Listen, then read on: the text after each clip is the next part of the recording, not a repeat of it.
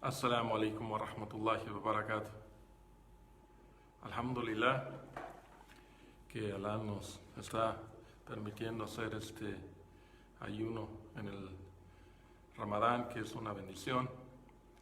Sabemos como musulmanes la gran bendición que hay en este mes. Inshallah quiero empezar a hacer una serie de pláticas. Una serie de pláticas sobre la fe en el Islam. ¿Qué implica?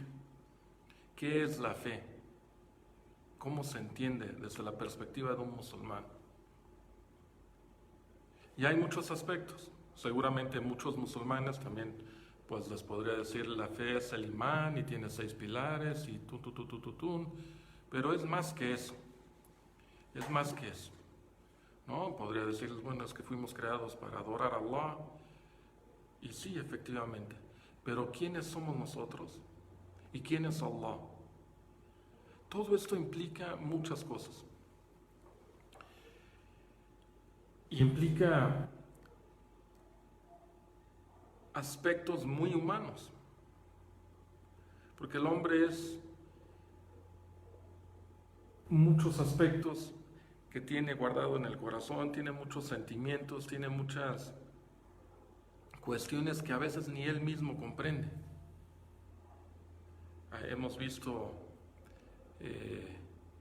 abusos en las familias, donde hay quizá un esposo que pega y golpea.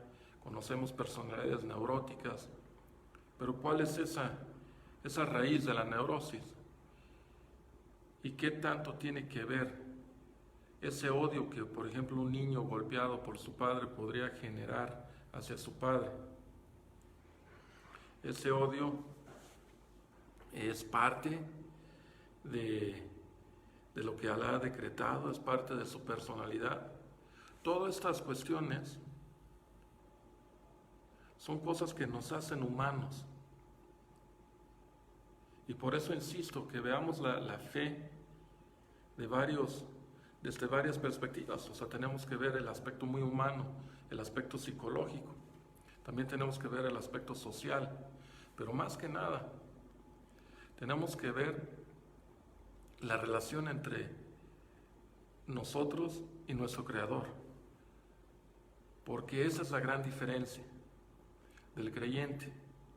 Nosotros creemos que sí hay un Creador, pero no basta con decir, ok, pues yo creo, reconozco, sino es una relación.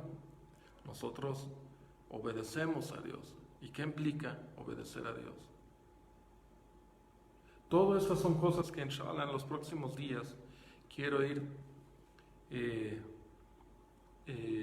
desglosando para que podamos entender, inshallah, que Allah nos dé mayor entendimiento, a mí primero, de cómo podernos conocer a nosotros mismos como humanos para poder acercarnos más a Allah subhanahu wa ta'ala.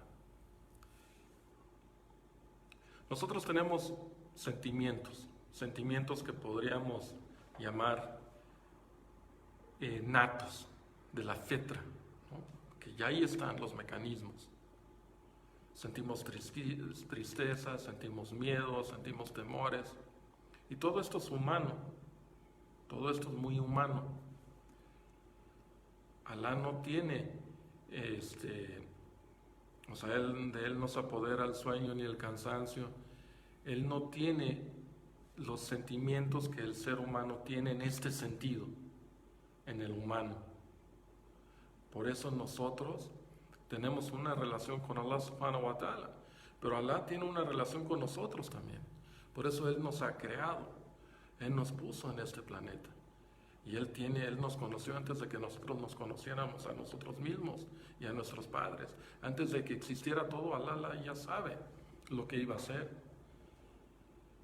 O sea, nuestra relación con Allah no es simplemente una serie de datos que memoricemos, sino es una relación que implica muchas cosas. Por eso hay aspectos psicológicos, hay aspectos sociológicos, y en la sociología, o en el aspecto sociológico, pues hay núcleos, el núcleo familiar, el núcleo social general, los amigos, Todas estas cuestiones forman parte de la personalidad, pero también tenemos una fitra, tenemos inclusive lo que se podría llamar como un inconsciente colectivo, ¿no? Porque mi padre me enseñó ciertas cosas que su abuelo le enseñó, que mi tatarabuelo le enseñó y así, y se van inculcando y se van pasando de generación a generación. Nosotros como musulmanes tenemos que considerar siempre el aspecto histórico. Por eso tenemos figuras y modelos a quienes seguimos y reconocemos su grande rol que jugaron. Pues aparte de estas cuestiones humanas que tenemos, que son psicológicas, que son sociológicas, ¿no? El profeta sallallahu alaihi wasallam dijo: todos nacen sobre la fetra, sobre una fetra, una condición. ¿Cuál es la fetra? ¿No? Inshallah vamos a ver qué sabemos realmente de la fetra, cuáles son estos mecanismos que tenemos natos. O sea, tenemos una fetra natural de querer adorar a Allah, y vemos esto en muchos aspectos, y tenemos una inquietud y queremos buscar, y hay algo tiene el ser humano nato, predeterminado por Allah subhanahu wa ta'ala. Pero también hay cuestiones que nosotros mismos hemos predeterminado y que las mismas circunstancias predeterminan. Tenemos, alhamdulillah, cosas donde entra la voluntad de Allah subhanahu wa ta'ala completamente. Y hay cosas que nosotros hemos decidido hacer, pecados, errores que nosotros hemos cometido, y pedimos perdón por ellos y seguimos el camino, porque es parte de la relación con Allah. Realmente la salvación en el Islam, si alguien me preguntase cuál es la verdadera la verdadera salvación en el Islam, yo diría que uno de los aspectos fundamentales para salvarte en el Islam es reconocer y buscar el perdón de Dios. Pero para poder buscar uno el perdón, también tiene que saber perdonar.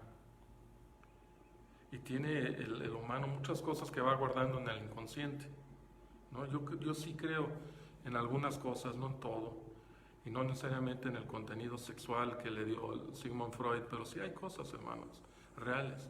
O sea, sí tenemos memorias que a veces no lo tenemos a la luz ahorita inmediatamente, pero ahí están, ¿no?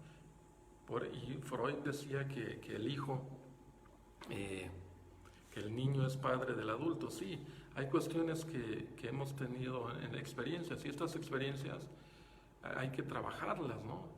Las envidias, a lo mejor hay que remover envidias, hay que remover odios y corajes, ¿no? Esto también es islámico. O sea, sé que mucha psicología moderna y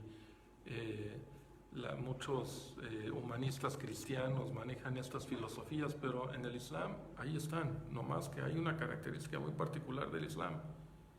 Porque yo ahorita les estoy hablando de cuestiones un poco más humanas, más terrenales, pero nosotros en el Islam tenemos la revelación.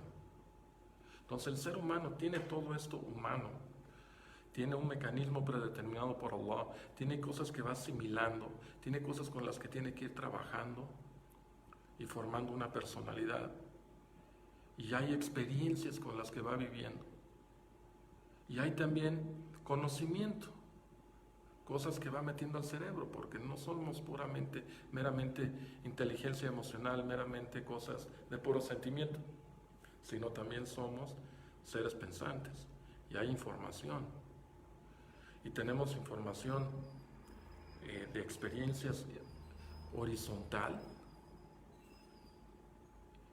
y tenemos información que aprendemos de las experiencias también, que es de cierta forma horizontal, pero también haces insight vertical.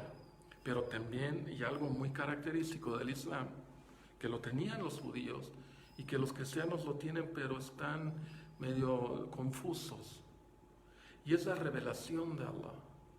Nosotros tenemos un mensaje divino y un ejemplo claro en el profeta Muhammad sallallahu alaihi wasallam. Entonces tenemos mucha información de cosas, cómo comprender. Por eso lo más típico del musulmán es de que cuando hablemos de la fe, pues hablamos todo lo qala Allah o qala Rasul. Y claro, esto es básico.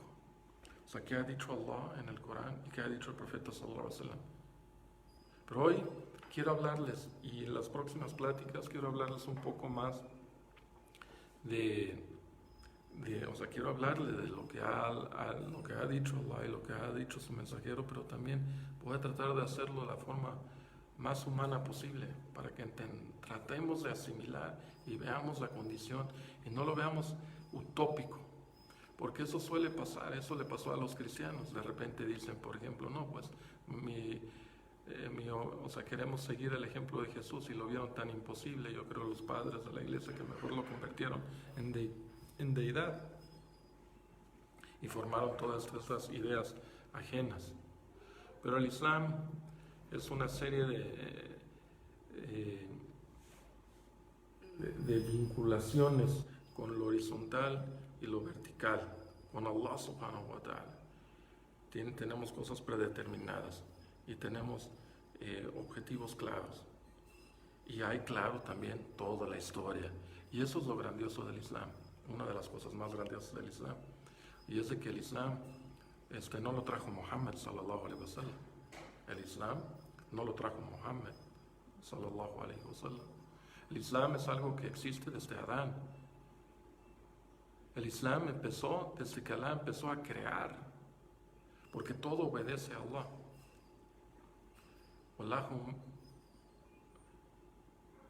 Como Allah dice en el Corán, Wallahu aslama man fi samawati wal ard, y a Él obedece lo que hay en los cielos y en la tierra. O sea, hay un Islam. El Islam es obedecer, Wallahu aslama, y Él obedece lo que hay en los cielos y en la tierra. O sea, todo obedece a Allah. Todo obedece a Allah. Sí, todo. Todo, exclusivamente todo. O sea, todo obedece a Allah.